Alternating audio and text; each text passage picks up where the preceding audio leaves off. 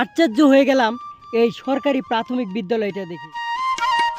বৃষ্টি আসলে যার যার মতো বই পুস্তক নিয়ে বাড়ি চলে যায়। কয়েকটি টিনের একটি ছাপরা ঘর, বাঁশের খুঁটি, নেই বেড়া, কিন্তু ভিতরটা স্বপ্নের আলোয় ভরা। নদীর তীরে এই ছাপরা ঘরে লাল সবুজের পতাকা উঠছে। এটাই এখানকার সরকারি প্রাথমিক বিদ্যালয়। এখন আল্লাহ দিয়ে হেলা ছাড়া ওইটাই।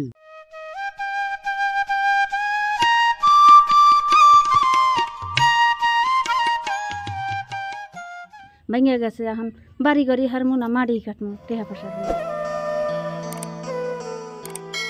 গত কয়েক বছর ধরে তীব্র স্রোতে পুরো গ্রামটাই যেন গিলে ফেলেছিল নদী।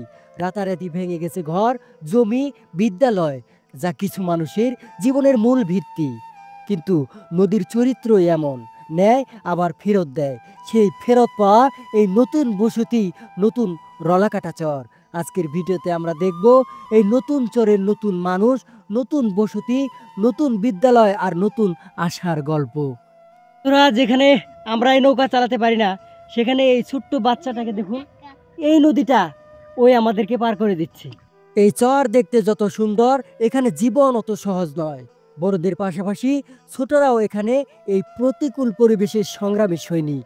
সংসার এদের নদী, কাজ তাদের বৈঠা। এই চরগুলোতে নেই কোনো জনপথ। এই কাশবনের ভিতর দিয়ে কিন্তু এই মেঠো পথ দিয়েই যেতে হয় চরের ভিতরে। তো আমরা যাচ্ছি সেই রলাকাটা চরের জীবন সংগ্রামে অপরাজিত সৈনিক চরের এই বাচ্চাগুলো। দেখুন, ছোটোবেলা থেকে তাদেরকে কি কি করতে হবে এবং বড়রা কি কি করে, সব কাজেই কিন্তু এরা অংশগ্রহণ করে। আর এরা হয়ে ওঠে একজন চরের যোদ্ধা। দেখুন, এই বয়সের বাচ্চাদের মুখে খাবার তুলে দিতে হয়, কিন্তু অথচ এখানে দেখুন এরা কাজ করছে। অল্প কিছু ছন, অল্প টিন, বাঁশ আর মাটির উপর ভর করেই আবার নতুন জীবন সংগ্রাম শুরু। দক্ষ দুটি হাত আর শক্ত মনোবলই এখানকার মানুষের প্রকৃত সম্পদ। নদী ভেঙে মানুষ নিঃস্ব হয়ে যায়, তেমনি নিঃস্ব হয়ে গেছে এই রলাকাটা চরের মানুষজনদের। পুরান রলাকাটা থেকে যারা এখানে এসেছে কিচ্ছু আনতে পারে নাই, নদী গর্ভে বিলীন হয়ে গেছে। তো এখানে কি সব কিছু আনতে পারছেন? না, কত বাসা দিয়েছি, নিজের কোমরের দিয়া দিয়ে মাড়ি তুলছি, কামলা জামলা নহরি না, টেহা পয়সা বিনে ভেঙে গেছে। এখন বাড়ি গাড়ি হারমু না মাড়ি কাটমু, টেহা পয়সা বিনে।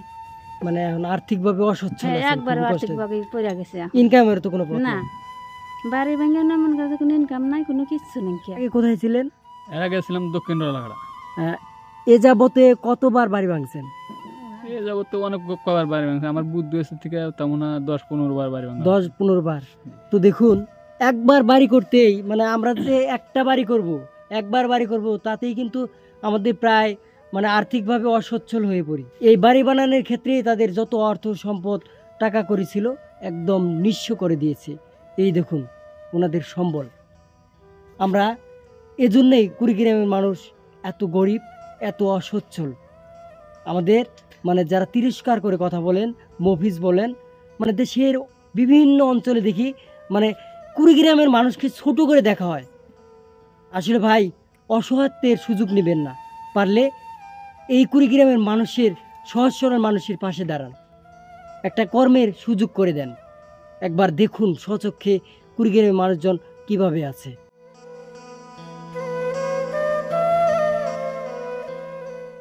শিশুদের প্রথম বর্ণ শেখার সরকারি প্রাথমিক বিদ্যালয়ের এমন চিত্র কি কখনো দেখেছেন?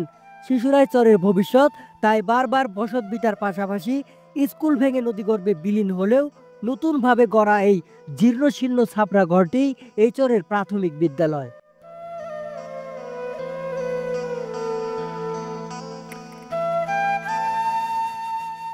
ধরা রলাকাটার এই চরে এসে মুগ্ধ হয়ে গেলাম, আশ্চর্য হয়ে গেলাম এই সরকারি প্রাথমিক বিদ্যালয়টা দেখে।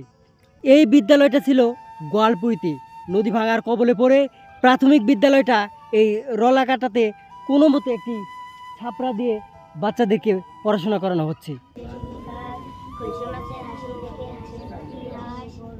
কবে থেকে ক্লাস করে স্কুলে? সবাই কি তোমরা ওই নদী ভাঙার পরে এখানে আসছো? যখন জোরে বৃষ্টি আসে তখন কি করো? বাড়িতে চলে যাও। তাহলে তোমাদের ভালো একটা স্কুল দরকার না? ছাত্রছাত্রীরা আসে বৃষ্টির কারণে স্কুলে পড়তে পারে না, আসলেই বৃষ্টি আসলে যার যার মতো বই পুস্তক নিয়ে বাড়ি চলে যায় এবং মাস্টাররাও থাকতে পারে না। দেখতেছেন তো কি পরিস্থিতি, দাঁড়ানোর জায়গা নাই, বাতাস আসলে এদিক দিয়ে ঢুকে ওই দিক দিয়ে বাইরে হয়ে যায়। এই জন্য আমরা সবার সরকারের কাছে আবেদন করি আমাদের স্কুলটা দ্রুত মেরামত করতে চাই আমরা।